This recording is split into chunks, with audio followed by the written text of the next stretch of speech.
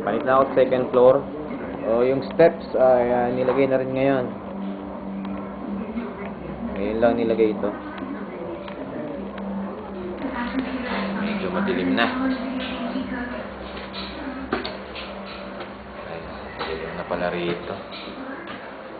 Ang nakita. Pero yan. Tayo sa mga kwarto.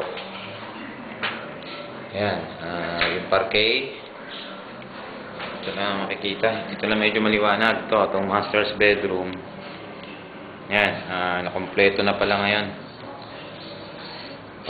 Na-start na nilang kasain. Yan. Pinaghasaan na dun. So ito na yung itsura niya. Puti na yung wall. Medyo malapit. Puti na rin yung kisame. Malabo. Yan. Ayan.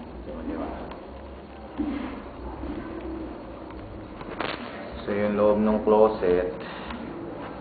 Yan. Puti na rin eh. Kulang yung flooring. Ayan. Praso na lang. Nandito na sila.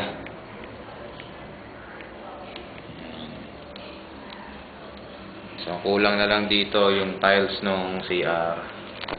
Pero bukas yata gagawin. Sisimula na bukas.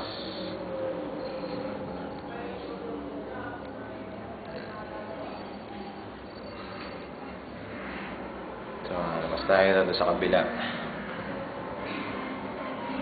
Yung CR dito, yung second CR, medyo tapos na yung tiles.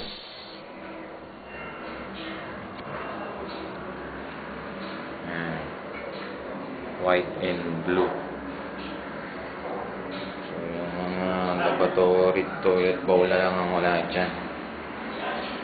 So, ito yung hallway para may konting liwanag. So, ito yung maid's room. Ayan. Masilyahan na nila para magpantay na. Tapos ang kasain.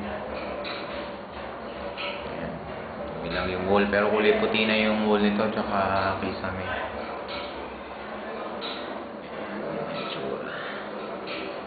Dito tayo sa kwarto ni RJ. Ito, medyo magulo pa. Pero ganun din, puti na rin lahat ng wall. So, final coating na lang ang mga kulang dito. So, pati yung bintana.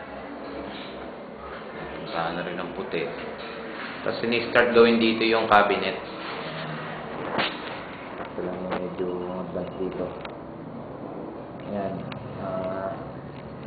Yung closet ni RJ. Bali dito daw, may tokador daw dito ang gagawin. Ayan. May salamin dyan. Tapos ito yung mga cabinet. Ayan. Cabinet. Taas. Ito. Abo. Doon. Hindi ko lang alam kung lagayan ng TV ang gagawin dito. Kaya nalagyan din ang lagayan ng TV rito.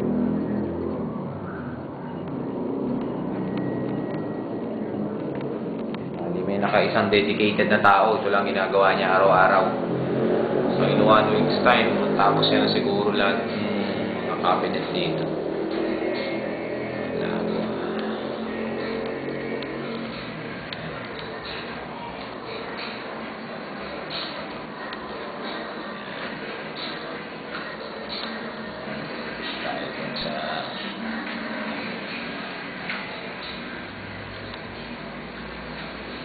Terrace. Ay, terrace. Wala pa. So, tama ba yung tsura niya?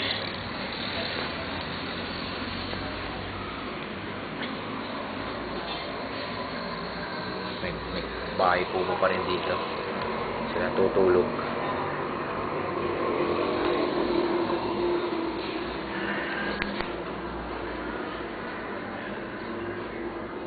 Yung loft, wala pa rin. Hindi pa nasisimulan ito.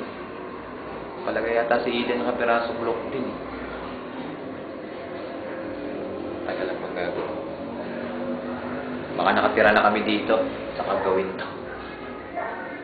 Hindi na pala sila lahat dito sa finishing talaga ng bahay. Tapos magbabawas pa ng tao.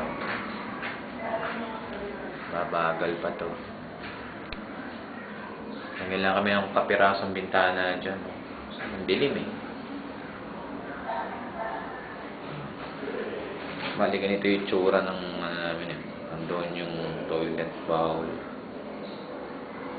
Nakahiwala yung shower room. Parang nalagyan ng door tong din sa may shower eh. Separate din yung bintana niya. Tapos may pintuan. Dyan yung lavatory. Medyo malabo na. Okay na. Sumaba na ako. Okay. So yung design niya, same sa design din lang doon sa kabila.